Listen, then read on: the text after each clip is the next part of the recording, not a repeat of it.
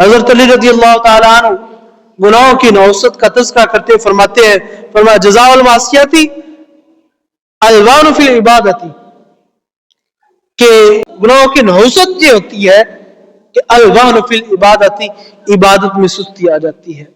بندہ جب زیادہ گناہ کرتا ہے، سال گزر گیا گناہوں میں گزرا، اور پھر سال جو گناہوں میں گزرا ہے اب عبادت کرنے کو دل نہیں کرتا، رب کی بارگاہ کی طرف آنے کو دل نہیں کرتا، تو حضرت علی فرماتے ہیں کہ الوان فی العبادتی، کہ گناہ کی نحوست یہ ہے کہ تمہارے جو عبادت ہے اس کے اندر سستی آ جائے گی۔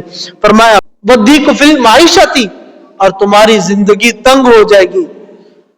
گناہوں کی نحوست کیا ہے کہ عبادت میں سستی، اور تمہاری وَالضِّيقُ فِي الْمَعِيشَةِ، تمہاری زندگی تنگ ہو جائے گی۔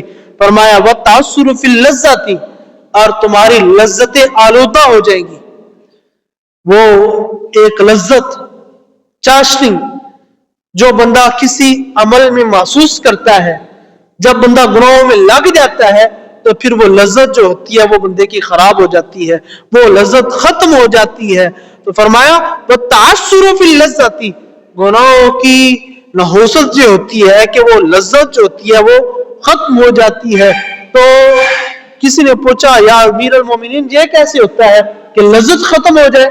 فرمایا کہ وہ حلال طریقے کے ساتھ بھی جو لذت حاصل ہونی ہوتی ہے، وہ حلال طریقے کے ساتھ جو لذت حاصل ہونی ہوتی ہے وہ بھی ختم ہو جاتی ہے، وہ بھی بندے کو محسوس نہیں ہوتی، تو یہ بندے کے اوپر گناہوں کا وبال پڑ جاتا ہے۔